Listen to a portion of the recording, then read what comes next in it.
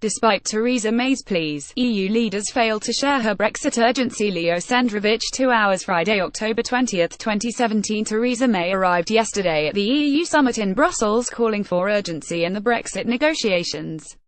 However, officials from Angela Merkel downwards looked anything but urgent in their demeanour.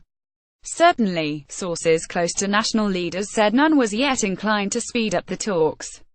Although Mrs May suggested the current Brexit deadlock was down to the EU, the other 27 leaders threw that accusation back at her, saying the UK still needed to do more before the talks moved to the next stage.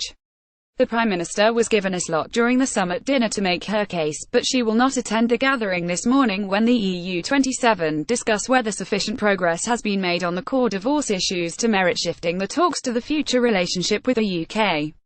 The EU 27 won't give the go-ahead today, but will hint at a green light by the next summit, in December, when they plan to launch internal talks on the future relationship, described in Brussels jargon as a scoping exercise.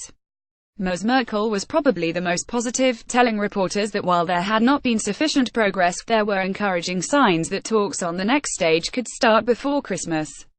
Others, however, were blunt about the deadlock. The Dutch Prime Minister, Mark Rutte, said Mrs May had to come up with more clarity on what she meant with other commitments in her Florence speech last month.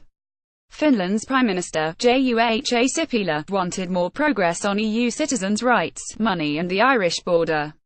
The French President Emmanuel Macron seemed to ignore Mrs May's imperatives, instead focusing on the EU 27's very strong unity on the talks.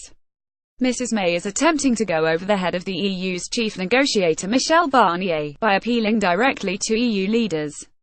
But Mr Macron's statement indicated that she might be wasting her breath.